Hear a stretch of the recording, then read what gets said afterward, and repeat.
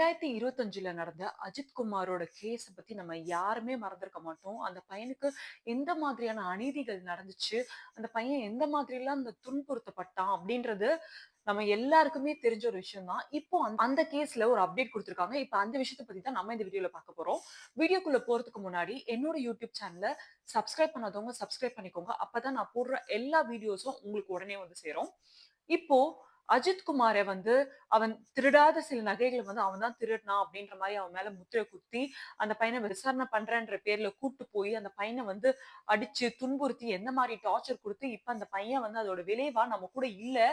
Like அந்த அளவுக்கு torture குடுத்துருக்காங்க. ஒரு சாப்பாடு, தண்ணி எதுவுமே குடுக்காம வந்து சில காவல்துறையில வொர்க் பண்றவங்க, சில பேர் போலீஸ் வந்து இந்த மாரியான துன்புறுத்தல் குடுத்து, இப்ப அந்த பையன் வந்து நம்ம கூட இல்லன்றது வந்து நம்ம எல்லாருக்குமே தெரியும். இது யாரா இருந்தாலுமே வந்து இந்த மாரியான ஒரு செயல் வந்து பண்ணியிருக்க கூடாது. இப்ப இத பத்தி அவங்க அம்மா கிட்ட விசாரிக்கும்போது கூட, அவங்க அம்மா என்ன சொல்றாங்க, "சரி நம்ம பையன வந்து ஒரு விசாரணைக்காக கூட்டு போயிருக்காங்க. எப்படி இருந்தாலும் வந்து சரி அவன் எடுத்திருந்தா அதுக்கான தண்டனை வாங்குவான். அப்ப வந்து சரி நம்ம வந்து ஒரு லாயர கூட்டு போயோ, ஏதோ ஒண்ணு பண்ணி அந்த பையன வந்து வெளில கூட்டு வரலாம். இல்லன்னா, என் பையன் திருடல. என் பையன் அதுக்கு காரணம் இல்லன்னு தெரிஞ்சா வெளில விட்டுற போறாங்க அப்படின்னு சொல்லிட்டு நான் ரொம்ப சாதாரணமா தான் இருந்தேன். ஆனா, என் பையன இந்த மாரி பண்ணுவாங்க அப்படின்னு எனக்கு தெரியாது. ஏன் என் பையன் என்னோட இன்னொரு பையன், என் சின்ன பையனையும் தான் கூட்டு போனாங்க விசாரணைக்கு.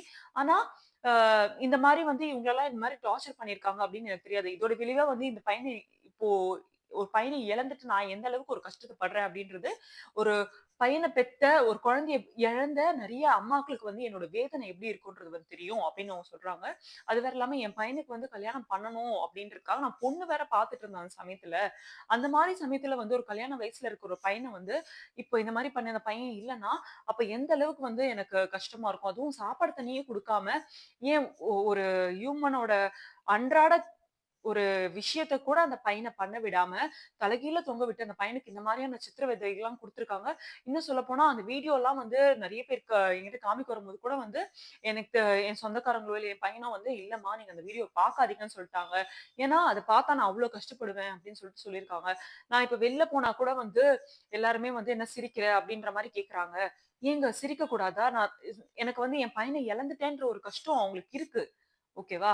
ஆனா நான் என்னோட அன்றாட வேலைகள நான் பார்க்கக்கூடாதா? எல்லாருமே வந்து இத வச்சு வந்து என்ன வந்து ஒரு ட்ரால் பண்றாங்க அப்டின்ற மாரி அவங்க சொல்லியிருக்காங்க. இப்படிதான் இருக்கு. நம்ம உலகம் எப்படி இருக்குன்னா, யார் வந்து கஷ்டப்படுறாங்களோ, யார் வந்து எந்த விதமான ஒரு தப்பும் பண்ணலையோ, அவங்கள தான் ஏதாவது ஒண்ணு குத்தி, குத்தி அவங்கள வந்து கஷ்டப்படுத்துறத தான் வந்து நெறைய பேர் வந்து அது பொழப்பாவே வச்சு சுத்திட்டு இருக்காங்க.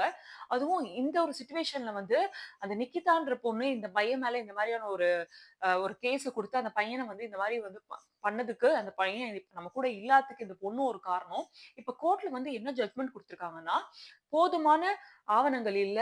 எந்த விதமான ஒரு எவிடன்ஸும் இல்ல. இந்த பையன் தான் வந்து இத பண்ணியிருக்கான் அப்டின்றதுக்காக. அதனால அந்த கேஸ வந்து நாங்க டிஸ்மிஸ் பண்றோம். பிளஸ் அந்த பையனோட மேல பொய்யான வழக்கு குடுத்த நிக்கிதாவ வந்து அரெஸ்ட் பண்ணணும் அப்டின்னு சொல்லியிருக்காங்க. அண்ட் இதுக்கு காரணமா இருந்த யாரெல்லாம் போலீஸ் இருக்காங்களோ அவங்க எல்லார் மேலயுமே வந்து தகுந்த நடவடிக்கைகள் எடுக்கப்படணும் அப்டின்றது வந்து அவங்க வந்து முடிவா குடுத்துருக்காங்க. அண்ட் அஜித் குமாரோட அம்மா வந்து சிபிஐ கையில வந்து இந்த கேஸ் போனதுனால தான் எங்களுக்கு வந்து இந்த அளவுக்கு ஒரு நல்ல தீர்ப்பு ஒண்ணு வந்திருக்கு. அண்ட் கண்டிப்பா நிகிதாவும் இருக்கட்டும், இல்ல இதுக்கெல்லாம் என்னோட பையனோட இந்த ஒரு நிலைமைக்கு யாரெல்லாம் காரணமோ, அவங்க எல்லாருக்குமே தக்க நடவடிக்கை எடுக்கணும். அவங்க மேல யாரையுமே விட்டுறக்கூடாது. என் பையன் அனுபவிச்ச கஷ்டம் இவங்க எல்லாருக்கும் தெரியணும். அப்படி காசு இல்ல, பணம் இல்லன்றதுக்காக வந்து ஒருத்தவங்க மேல வந்து இந்த மாரியான ஒரு பழிய போடுறது அப்படின்றது வந்து ஃபியூச்சர்ல வந்து யாருக்குமே நடக்கக்கூடாது. அதனால எனக்கு வந்து கவர்ன்மெண்ட் மேலயும், சிபிஐ மேலயும் எனக்கு வந்து நம்பிக்கை இருக்கு. ஸோ கண்டிப்பா இத அவங்க வந்து பார்த்துப்பாங்க. அண்ட் உலகத்துல இருக்கிற எல்லா அம்மாக்களுக்குமே என்னோட வலி வந்து புரியும். நெறைய பேர் வந்து எனக்கு ஆதரவு தெரிவிச்சிருக்காங்க. நெறைய பேர் இந்த மாரி ஒரு விஷயம் வந்து உங்க பையனுக்கு நடந்திருக்க கூடாது அப்படின்னு சொல்லிட்டு அவங்க என்கிட்ட பேசுறாங்க. அது எனக்கு வந்து ஒரு வகையில சந்தோஷமா இருந்தாலும், என் பையன் இப்ப என் கூட இல்ல. இப்ப வீட்ல சாப்பாடு வந்து என்னோட சின்ன பையனுக்கு போடும்போது 2 தட்டா வைப்பேன். அப்ப வந்து இப்ப 2 பசங்களுக்கு சாப்பாடு போடும்போது, இப்ப 2 பையன் இல்ல நம்மளுக்கு 1 பையன் தான் அப்படின்னு அவங்க அம்மா சொல்றத நம்மளுக்கு கஷ்டமா இருக்கும். அன்றாட வேலைகள பார்க்க முடியல. ஒரு பையனுக்கு தான் பண்ணிட்டு இருக்கோம். அப்போ ஒரு அம்மாவோட வேதனைய வந்து நம்மளால புரிஞ்சுக்க முடியுது. அவங்க சொல்லும்போது. பேசும்போதே பாவம் அவங்க வந்து அவ்ளோ அழுவுறாங்க.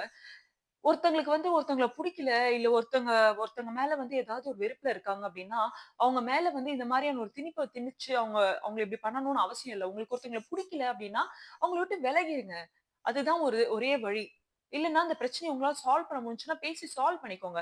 ஆனா இந்த மாரி வந்து பொய்யான ஒரு பழிய வந்து இன்னொருத்தவங்க மேல போடுறது, ப்ளேம் பண்றது, இந்த மாரியான விஷயங்கள் வந்து எப்பவுமே நடக்கக்கூடாது. எங்கேயோ, ஏதோ ஒரு இடத்துல எந்த விதமான ஒரு தப்பும் பண்ணாத ஒரு சில நல்லவர்கள் வந்து அதனால வந்து பாதிப்படையற மாரி இருக்கு.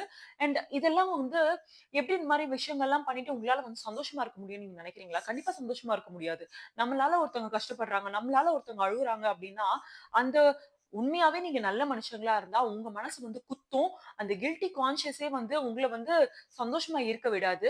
ஸோ, இதுதான் வந்து நெறைய நல்ல மக்கள் வந்து இந்த மாரியான குவாலிட்டீஸ்ல இருப்பாங்க.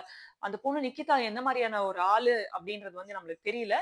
இருந்தாலுமே கவர்ன்மெண்ட் மேல நம்ம எல்லாருக்குமே நம்பிக்கை இருக்கு. இந்த தீர்ப்ப பொறுத்தவரைக்கும் கண்டிப்பா இது ஒரு நல்ல தீர்ப்பு தான். நம்ம இந்த கேஸ்ல அடுத்தது என்ன மாரியான ஒரு அப்டேட் வருது அப்படின்றது வந்து நம்ம பொறுத்திருந்து பார்ப்போம். வேற எதனா விஷயத்த பத்தி நான் பேசணும்னு நீங்க நெனச்சீங்கன்னா, நீங்க கமெண்ட் செக்ஷன்ல சொல்லலாம். இல்லன்னா என்னோட பெர்சனல் ஹேண்டிலான காய்மேடின்ற இன்ஸ்டாகிராம் அக்கவுண்ட்க்கு நீங்க எனக்கு பெர்சனலா டிஎம்மும் பண்ணலாம். அண்ட் உங்களோட கருத்து என்னன்றத நீங்க கமெண்ட் செக்ஷன்ல சொல்லுங்க. கண்டிப்பா நான் அத வாசிப்பேன். அண்ட் என்னோட யூடியூப் சேனல சப்ஸ்கிரைப் பண்ணாதவங்க சப்ஸ்கிரைப் பண்ணிக்கோங்க. அப்பதான் நான் போடுற எல்லா வீடியோஸும் உங்களுக்கு உடனே வந்து சேரும். அண்ட் அந்த நோட்டிஃபிகேஷன் பட்டனையும் வந்து கிளிக் பண்ண மறந்துறாதீங்க. Thank you.